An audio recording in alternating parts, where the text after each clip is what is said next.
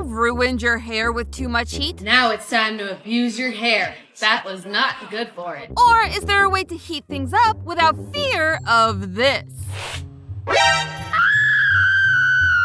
Stay tuned because I have the secret to safe heat styling for every hair type.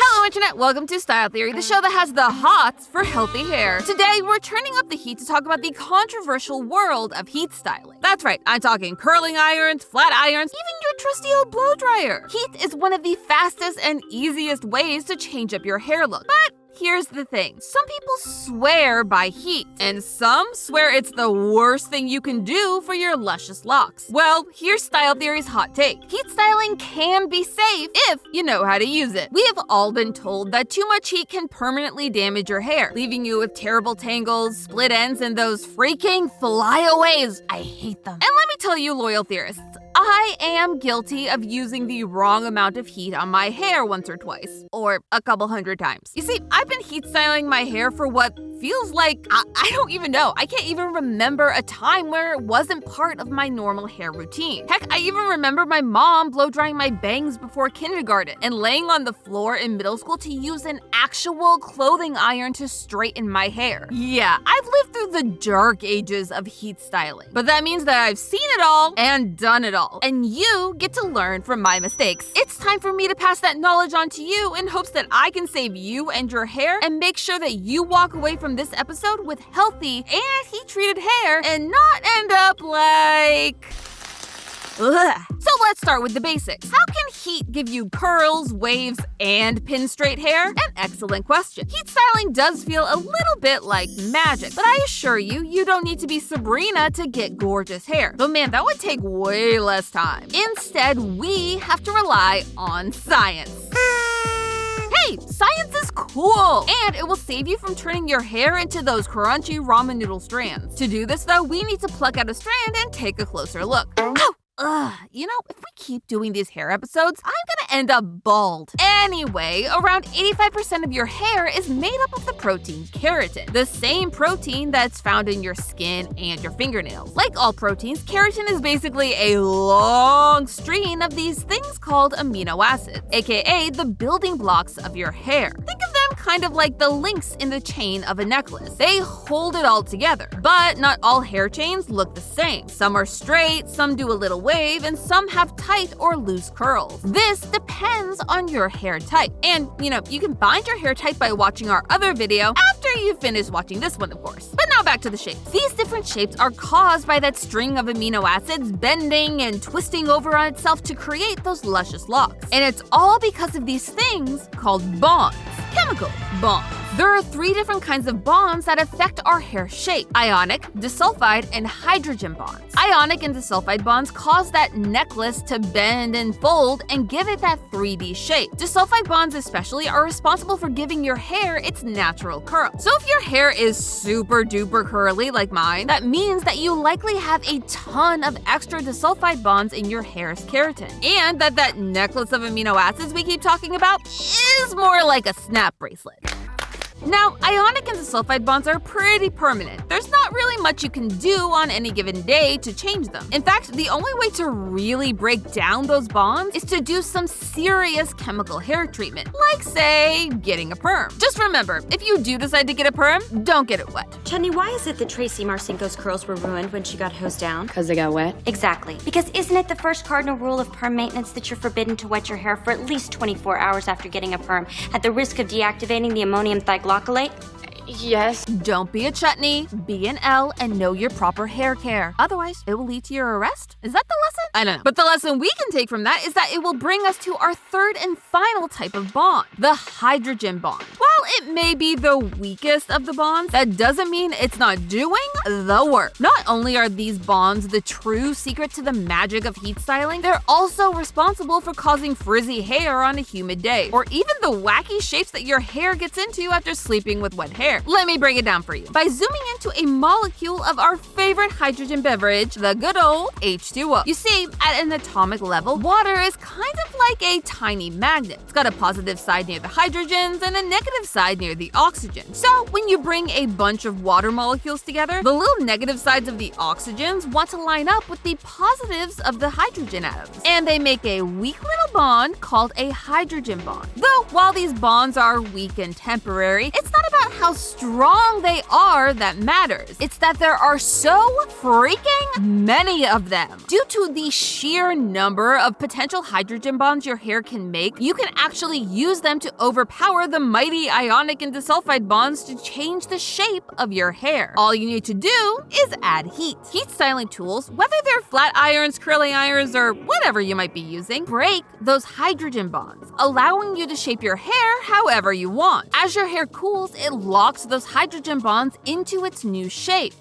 temporarily. Eventually, your natural ionic and disulfide bonds will take that control back. And like Elle said, if you add water to your set hair, it can ruin the look by re-engaging those hydrogen bonds. This is why when you step out on a humid day, your hair will start to snap back to its normal patterns. The hydrogen giveth and the hydrogen taketh away. But theorists, while that look may be temporary, the temperature damage could be permanent. So many hair experts will tell you not to use heat on your hair because of the damage it can do. But if it's all a simple matter of science, surely there's a way to get the style you want without frying your hair, right? Well, yes, it all comes down to one little factor that most people tend to overlook: the temperature. Listen, no shame if you've cranked your flat iron up to the top setting because you just wanted it to work. Darn it, please work. However, if you want to have your cake and eat it too, you need to understand what the situationship between your hair and those degrees really is. While a little heat can break through those hydrogen bonds and style your hair, too much can cause everything to fall apart, literally.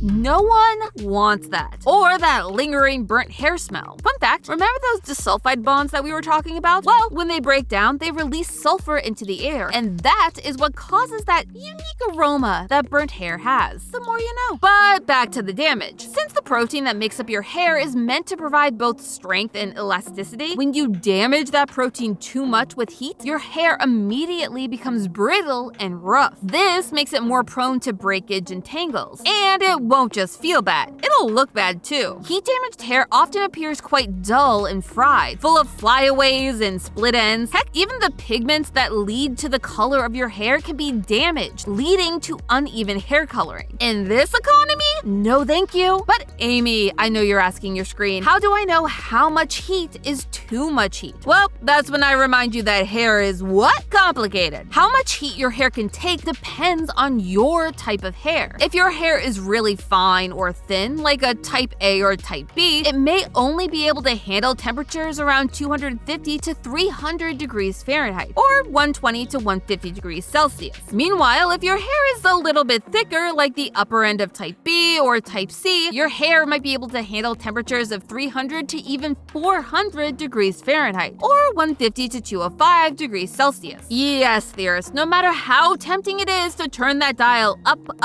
to the highest setting, going above your recommended range can lead to that capital D damage. And it means that everyone, yes, everyone, especially people with thinner hair, need to be extra careful about not going too hot, or you'll find yourself in the burn zone. And you know what they say about the burn zone? No one ever leaves. I want to take a quick survey of the room. Your room. Yeah, you watching this. If you started watching this video because you have already damaged your hair with heat and were hoping to get help, raise your hand. I see. Well, I've got some good news and some bad news. Let's start with the bad news, shall we? It's always better to rip the band-aid right off, right? The bad news is that once you've damaged your hair with heat, there's nothing you can do to fix it. It's permanent. Wait. Before you freak out, let me tell you the good news. When I say permanent, I don't mean that your hair will be like that forever. It's just that for that strand of hair, there's nothing you can really do to turn it back to its normal healthy self. You'll need to wait for that hair to regrow, which can suck. I know it's not perfect, but at least it's not a rest of your life kind of permanent. Depending on the extent of the damage, it can take 6 months to a full year for your hair to go through its full cycle to replace that damaged strand. Or if you're lucky and most of the damage is near the ends of your hair, you can also solve the problem with a quick haircut. Think of it as a little refresh. Just know that if you do have split ends, you'll need to trim them frequently to keep that split from traveling further up the strand. Now, I know that waiting a year or getting a big haircut can sound drastic, so you can do some damage control to try to mitigate the consequences of that heat-related error. Step 1 is to take a break from heating or chemically treating your hair. Damaged hair is fragile, and taking breaks between intense stylings can keep your hair healthier longer. Second is to find products that will help manage your struggling strands. When dealing with excessive damage, your hair is going to be devoid of its natural moisture, meaning that it is dry as a desert up in your scalp, and dry hair is even more prone to breakage. So reach for products that add moisture to your hair, as well as anything that claims to be damage repairing. While it won't literally repair the damage, because again, that's irreversible no matter what the ads say, the ingredients and moisture in those products can help keep the undamaged hair as healthy as possible and prevent the damaged hair from getting worse. Now, I know all of that sounds pretty bad, and to be honest, no heat is the best way to avoid heat damage. But I would be a hypocrite if I stood here and told you to never use heat on your hair again. I love heat styling my hair, and you can absolutely do it and still have healthy hair. You just need to be safe. We've already talked a ton about temperature, but it's important to remember that heat styling products come with multiple temperature settings, and some even have temperature displays, so you can know exactly how much heat is going onto your hair, and if you're set too high for your specific hair type. But if you're still not sure what temperature to use, start at the lowest setting and work your way up until you see the results that you're looking for. Just don't start at the highest and hope for the best. The next best thing you can do is add some protection. Just like your skin needs sunscreen to keep away sun damage, a heat protectant spray can do the same thing with your heat tools. Whether you use a cream or a spray, heat protectants act as an insulating layer that limits the amount of heat getting through to the hair itself. Sure, it can make styling your hair take a little bit longer, but better safe than scorched. And for the love of all things hair, do not, I repeat, do not heat style your hair when it's wet. No, stop that. Your hair is like a sponge. It absorbs water. So when your hair is wet and you add heat, you are literally cooking your hair from the inside. Yes, water plus enough heat equals boiling. When you do this, you are actually turning each of your hair strands into its own personal pressure cooker. That was not good for it. No, Jenna, it wasn't. But remember, the best thing that you can do for your hair is give it a break. The best thing I've ever done for my hair was learn moderation. Heat styling your hair day after day will slowly damage your strands to the point where that damage becomes permanent, even if you do everything right to protect it. While I'd love to keep my hair pin straight at all times, a little texture is a small price to pay for healthier hair. That's also why you see me go back and forth between my natural curls and my straight hair. And in reality, I only use heat on my hair once a week when I wear it straight. Maybe twice if it rains. Your hair needs a break. Hair experts don't recommend using heat on your hair more than 2 to 3 times a week, even less so if you have thin or chemically treated hair. So remember, if you can't stand the heat, neither can your hair. But hey, that's just a theory, a style theory. Keep looking sharp. Coming up next on Style Theory. Everyone wants perfect hair, but not all of us can be as lucky as Zendaya. Or can we? What if I told you that her hair always looks so good, not because of high-end stylists, but because she knows the secret to perfect hair?